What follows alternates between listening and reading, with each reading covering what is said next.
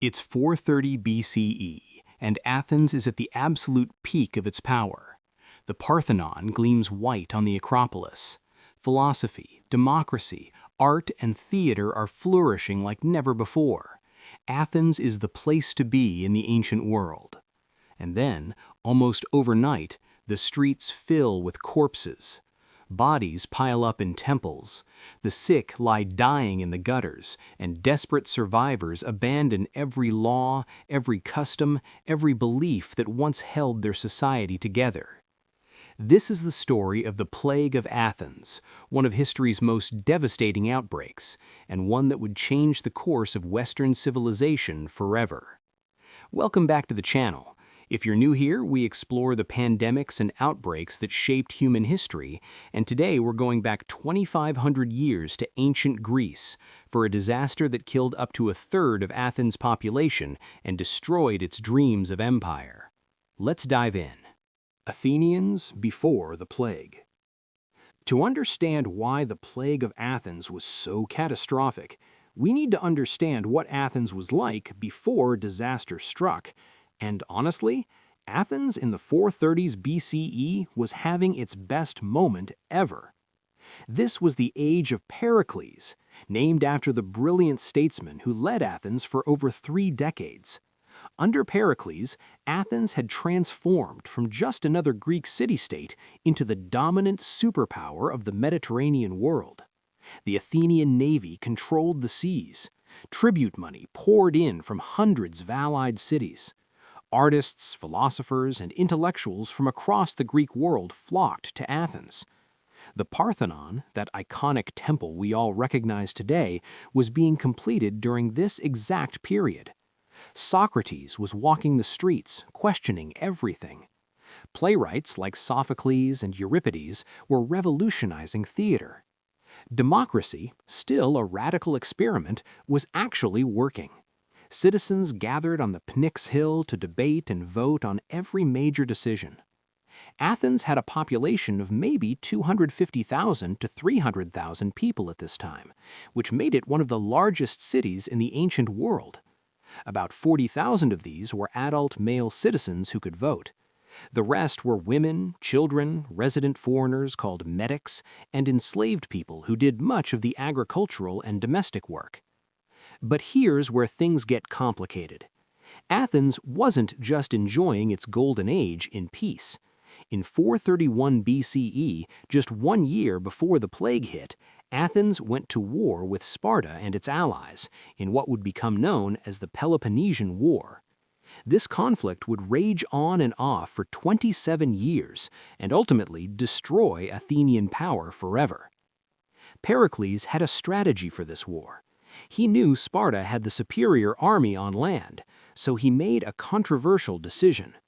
Everyone living in the Athenian countryside would abandon their farms and villages and crowd behind Athens' massive defensive walls. These walls, called the Long Walls, connected Athens to its port at Piraeus about 4 miles away, creating a protected corridor to the sea. As long as Athens controlled the navy, Pericles reasoned, they could import food by ship and outlast the Spartans indefinitely. It was a brilliant strategy on paper, but it created a powder keg. Tens of thousands of refugees from the Attic countryside flooded into an already crowded city. People camped in makeshift shelters, they squeezed into temples, public buildings, and the spaces between the defensive walls. Sanitation systems designed for a smaller population became overwhelmed. The city became packed, stressed, and vulnerable. This is the Athens into which the plague arrived in 430 BCE. A city at war, overcrowded, and about to face something far more terrifying than the Spartan army. The plague arrived. The disease came by sea, as diseases so often did in the ancient world.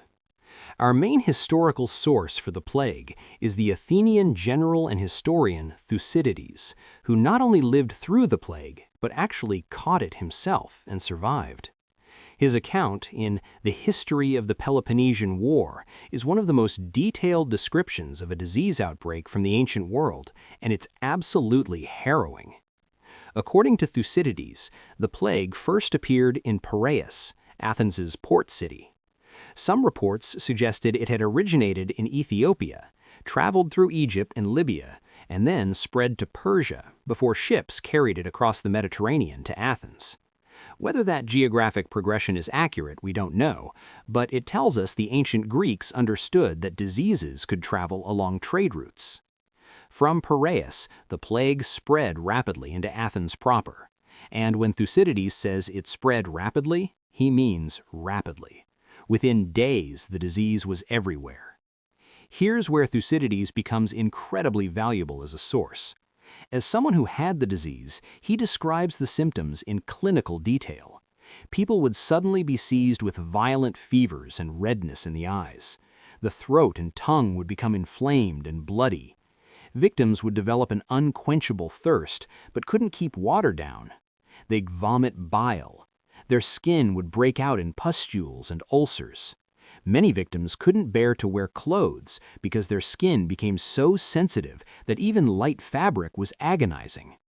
The internal heat was so intense that sufferers would throw themselves into cold water cisterns seeking relief, and several people died this way. Thucydides notes that whether people received medical care or not made little difference. The strong and the weak died equally. Different treatments seemed to help some and harm others. Most people died on the 7th or 9th day from the onset of symptoms, completely consumed by internal fever. Those who survived this initial phase often faced even worse horrors. The disease would descend to their bowels, causing violent ulceration and diarrhea that left them completely debilitated. Some survivors lost their fingers, toes, or eyesight. Others lost their memory completely and didn't even know who they were. Thucydides makes a chilling observation. The disease attacked different people in different ways, and no two cases seemed exactly alike. This made treatment essentially impossible. The mortality rate was staggering. Thucydides tells us that physicians died in especially high numbers because they had the most contact with the sick. Families were wiped out as they cared for infected relatives. The disease was clearly contagious, spreading through close contact. Animals that fed on human corpses, dogs and carrion birds, either avoided the bodies or died after eating them, which added another layer of horror to the whole situation. The streets of Athens, once filled with philosophical debate and cultural brilliance, became a nightmare landscape of death. And perhaps worst of all, the disease came in waves. The initial outbreak in 430 BCE lasted about 2 years. Then it seemed to fade. People probably thought the worst was over, but it came roaring back in 427 BCE for another devastating round, and possibly again in 426 BCE. Each wave killed thousands more. Social collapse. Now here's what makes Thucydides' account so valuable beyond just the medical details. He describes what happens to a society when a plague of this magnitude strikes. And honestly, it's one of the most terrifying parts of the whole story. At first, people tried to maintain their customs and rituals. The Athenians had elaborate funeral rites, specific ways bodies had to be prepared, specific prayers and offerings, specific burial practices. These rituals were considered sacred, essential for the dead to find peace in the afterlife. But when dozens, then hundreds, then thousands of people started dying every day, those rituals became impossible. Families couldn't keep up. There weren't enough resources for proper funerals. Bodies piled up in the streets, in homes, in temples. The sacred spaces where people had taken refuge became charnel houses. Thucydides describes scenes that are almost too awful to imagine. People dying alone with no one to care for them, funeral pyres meant for one person being used for multiple bodies, people throwing their own dead relatives onto other families' funeral pyres just to dispose of the corpses, half-burned bodies lying in heaps. The breakdown of funeral customs might seem like a small detail, but to the ancient Greeks this was catastrophic. They believed that without proper burial rites, the dead couldn't rest, couldn't reach the afterlife. The plague wasn't just killing people's bodies, it was damning their souls. And then the social fabric really started to unravel. Thucydides tells us that people stopped caring about honor, piety, or the law. Why? Because death seemed completely random and inevitable. The just and the unjust died equally. The pious person who made offerings to the gods died the same horrible death as the criminal. Prayer didn't help, sacrifices didn't help, nothing helped. So people started living only for pleasure. If death was coming anyway, why not enjoy what little time remained? People openly broke laws, committed acts they'd normally consider shameful, spent money recklessly.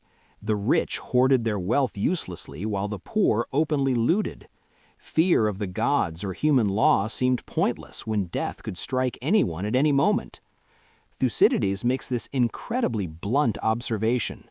No one expected to live long enough to be brought to trial for their crimes. That's a society in complete collapse.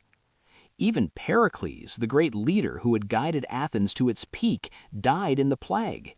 His death in 429 BCE was a turning point. Athens lost not just its greatest statesman, but also the steady hand that might have guided the city through the disaster. The plague also had direct military consequences. Athenian military expeditions were delayed or abandoned because so many soldiers were sick or dead. One campaign, led by a general named Hagnon, had to be recalled after the plague broke out among the troops. The Spartans, hearing about the plague, actually avoided attacking Attica for fear of catching the disease themselves. Athens's power depended on manpower. Rowers for the ships, soldiers for the walls, workers for the economy. The plague killed somewhere between 1/4 and 1/3 of the population, including thousands of soldiers and sailors. This demographic catastrophe weakened Athens at exactly the moment it needed strength to fight Sparta. The great mystery. What was it? So here's the question that has fascinated historians, medical researchers, and epidemiologists for centuries. What actually was the Plague of Athens? Despite Thucydides' detailed description, we still don't know for certain. And trust me, people have been arguing about this for a very long time. Part of the challenge is that disease-causing organisms evolve. A pathogen from 2,500 years ago might have behaved differently than modern versions of the same disease. Symptoms might have changed, virulence might have changed. We're essentially trying to diagnose a patient who's been dead for 2.5 millennia based on a description written by someone with no modern medical knowledge, even though Thucydides was remarkably observant. Let's run through some of the main theories. Typhus has been a popular candidate. Epidemic typhus is spread by body lice, which thrive in crowded, unsanitary conditions, exactly what Athens experienced with all those refugees packed inside the walls. Typhus causes high fever, rash, and headache, and it can be deadly. The timeline fits, the conditions fit, and typhus has caused devastating epidemics throughout history. Typhoid fever is another strong possibility. It's caused by bacteria transmitted through contaminated water and food, which would make sense in overcrowded Athens with overwhelmed sanitation systems. Typhoid causes sustained high fever, abdominal symptoms, and rash. The mortality rate can be significant without treatment, and it spreads rapidly in unsanitary conditions. Smallpox has also been proposed. The pustules and ulcers Thucydides describes could match smallpox symptoms. Smallpox is highly contagious, often fatal, and can cause blindness and scarring in survivors, all of which Thucydides mentions. However, some of the other symptoms don't match perfectly. Measles is on the list too, especially since it can be deadly in populations with no prior immunity. If measles had never struck Athens before, the mortality rate could have been much higher than we see in modern populations. Here's where it gets really interesting. In 1994-95, during excavations for a new metro line in Athens, Athenian archaeologists discovered a mass burial pit near the ancient Kerameikos cemetery. The pit contained the remains of about 150 individuals hastily buried around 430 BCE, almost certainly plague victims. This was an incredible find because it gave us physical remains to study. Researchers extracted DNA from teeth in some of these remains and in 2006 published a paper claiming they'd found evidence of typhoid fever. This seemed to solve the mystery. But then other researchers challenged these findings, arguing the DNA evidence wasn't conclusive. The debate continues. Some scholars have proposed that it might not have been a single disease, but rather multiple diseases striking simultaneously, perhaps typhus and typhoid together, or typhoid complicated by toxic shock syndrome. There are even more exotic theories. Some researchers have suggested viral hemorrhagic fevers like Ebola or Marburg, though these seem less likely. A few have proposed bubonic plague, but the symptoms don't match very well, and the timeline for plague entering Europe is usually placed much later. One scholar named J.F.D. Shrewsbury proposed in 1950 that it was ergotism, poisoning from fungus-contaminated grain. But this theory hasn't gained much traction because the symptoms don't quite fit, and because Thucydides is clear about person-to-person transmission. Here's my take on why we may never know for sure. Whatever caused the Plague of Athens might not exist anymore, at least not in the same form. Diseases evolve and change. Pathogens that were virulent killers in ancient times might have become less deadly over centuries, or might have disappeared entirely. Or perhaps the modern version of the disease behaves so differently that we can't recognize it in Thucydides' description. What we can say with certainty is that it was devastating, contagious, and unlike anything the Athenians had experienced. That's what made it so terrifying and so deadly. Long-term consequences. The Plague of Athens didn't just kill people, it fundamentally changed Athenian society and altered the course of Western history. First, there's the demographic catastrophe. Athens lost somewhere between 75,000 to 100,000 people over the course of the plague's waves. That's 1/4 to 1/3 of the entire population. To put that in perspective, imagine a modern city of 1 million losing 250,000 to 300,000 in just a few years. The economic, military, and social impacts would be enormous. Athens never fully recovered this population during the Peloponnesian War. This weakened the city's military capacity at a critical time. Athens couldn't crew as many ships or field as many soldiers. The tax base shrank, production declined, all while fighting an existential war with Sparta. The psychological and cultural impact was equally profound. The plague shattered Athenian confidence. Remember, this was a city that believed it was blessed by the gods, that its democratic system and cultural achievements proved it was special. And then a disease came and killed people indiscriminately, ignoring piety, virtue, or social status. Thucydides tells us that people lost faith in oracles and prophecies. They became more cynical and less religious. The social contract, the unwritten rules that held society together, fractured. This shift towards cynicism and self-interest would characterize Athens in the later stages of the war. Some historians argue that the plague changed Athenian political culture. After Pericles died in the plague, Athens was led by a series of more aggressive, less cautious leaders, demagogues in the original Greek sense. These leaders pushed for riskier military adventures, like the disastrous Sicilian expedition of 415 to 413 BCE, which destroyed an entire Athenian fleet and army. Would Pericles have prevented this catastrophe if he'd lived? We can't know, but many scholars think his steadying influence might have saved Athens from its worst strategic blunders. The plague also affected Greek medicine and philosophy.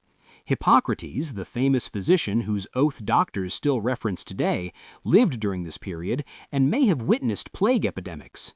The Hippocratic Corpus, the collection of Greek medical texts, shows an increased focus on careful observation of symptoms, on understanding that diseases have natural rather than supernatural causes, and on the limitations of medical knowledge.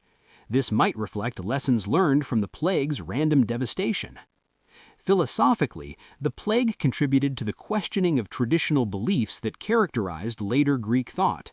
If the gods didn't protect the pious, if virtue didn't guarantee survival, if the traditional ways couldn't save you, then what did matter?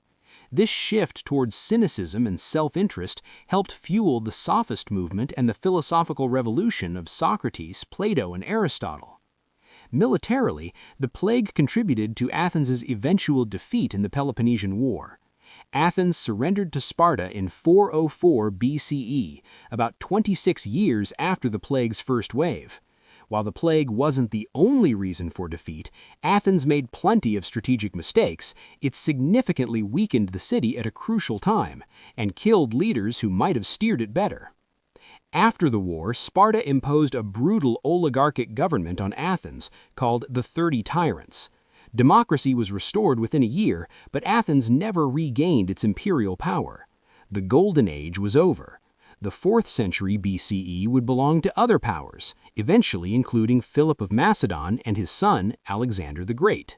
What the plague teaches us. So what can we learn from the Plague of Athens, looking back across 2,500 years? First, there's the obvious lesson about infectious disease in crowded conditions. Pericles' strategy of crowding everyone behind Athens' walls made perfect military sense, but it created ideal conditions for epidemic disease. Overcrowding, inadequate sanitation, stress, and malnutrition all create the perfect storm for infectious disease to spread. We see this pattern repeated throughout history: cities during the Black Death, army camps during the 30 Years' War, tenements during the Industrial Revolution, refugee camps today. Whenever you concentrate vulnerable people in tight spaces without adequate infrastructure, disease follows. There's also a lesson about the limitations of medicine and the dangers of certainty. The Athenian physicians treated the plague with every method they knew, and they died in disproportionate numbers for their efforts. Thucydides notes that no treatment seemed consistently effective. In the face of a novel pathogen, even the experts were helpless. This should sound familiar to anyone who lived through the early days of COVID-19. Novel diseases humble us. They remind us that despite our medical advances, nature can still surprise us with new pathogens or old diseases in new forms. The social breakdown Thucydides describes is equally instructive. When people believe that death is random and inevitable, when they lose faith that moral behavior offers any protection, social norms collapse remarkably quickly. The rule of law depends partly on people believing there will be consequences for violations. If everyone expects to die soon anyway, those consequences lose their power. We saw echoes of this in the medieval Black Death, when some communities descended into violence and scapegoating, while others pulled together. We see it in the debate during modern pandemics about individual liberty versus collective responsibility. Crisis reveals both the best and worst of human nature. There's also something profound in how the plague exposed the randomness of death. The ancient Greeks believed in divine justice, that the gods rewarded the virtuous and punished the wicked. The plague killed everyone indiscriminately, suggesting either that the gods didn't exist, didn't care, or operated on principles humans couldn't understand. This crisis of faith during the plague contributed to major shifts in Greek philosophy and religion. Every society has narratives about why bad things happen. Disease challenges those narratives by demonstrating that suffering often has nothing to do with moral desert or divine will. It's just biology. That's a hard lesson, and one that human societies have struggled with throughout history. Here's another angle. The plague shows us how diseases can change the course of history in ways that are often underappreciated. Historians traditionally focus on battles, treaties, and political decisions, but the Plague of Athens probably did more to determine the outcome of the Peloponnesian War than any single battle did. Throughout history, diseases have toppled empires, ended dynasties, and shifted the balance of power between civilizations. The Antonine Plague weakened Rome. Smallpox devastated indigenous Americans. Cholera outbreaks influenced 19th century urbanization and public health reform. Disease is a historical force that shapes events as surely as any human decision. We should also note what the Athenians did right. Despite the social breakdown, the city didn't completely collapse. Democratic institutions continued functioning, though strained. The military kept operating. Trade continued at some level. Athens survived to fight for another 26 years after the plague. This resilience mattered. Yes, Athens lost the war eventually, but Athenian culture, philosophy, literature, and political ideals survived to influence Rome, the Renaissance, the Enlightenment, and modern democracy. The plague killed people, but didn't kill ideas. And we have to acknowledge Thucydides himself. In the midst of catastrophe, sick with the disease, watching his city die around him, he kept careful notes. He observed, he recorded, he tried to understand and explain what was happening. His account has survived 2,500 years and remains one of our most valuable sources on ancient epidemiology. This commitment to recording and understanding, even in the darkest times, is itself a kind of resistance against chaos. It's the foundation of science and historical memory. Thucydides couldn't stop the plague, but he made sure future generations would know what happened and hopefully learn from it. The Plague of Athens hit a civilization at its peak and helped bring about its downfall. It killed tens of thousands, shattered social norms, challenged religious beliefs, and weakened Athens at the moment it needed strength most. We still don't know exactly what disease caused it. Despite modern scientific techniques, despite DNA analysis of ancient remains, despite 2,500 years of scholarship, the pathogen keeps its secrets. Maybe it was typhoid, maybe typhus, maybe something that no longer exists in the same form. But in some ways, the specific disease matters less than what the plague revealed about human societies under extreme stress. It showed how quickly social order can break down when death seems random and inevitable. It demonstrated the limitations of medicine against novel pathogens. It proved that diseases can alter the course of civilizations as surely as any war or political revolution. The Plague of Athens ended the Athenian Golden Age. The city would survive, democracy would be restored, and Athenian culture would continue to influence the world for millennia. But Athens never again reached the heights it had achieved in those brief years before the plague came. There's something deeply tragic about this. All that potential, all that brilliance, all those lives cut short by an invisible enemy that the Athenians couldn't fight with their ships, their walls, or their weapons. They could only endure it, record it, and try to rebuild afterward.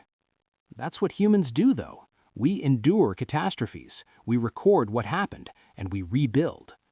The Plague of Athens is a 2,500-year-old reminder that epidemics have always been part of the human story, and so has resilience.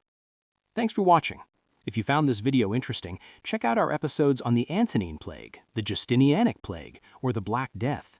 Hit that subscribe button so you don't miss future episodes. And let me know in the comments, do you think we'll ever definitively identify what caused the Plague of Athens? What lessons from ancient epidemics do you think are most relevant today? Until next time, stay curious and stay healthy.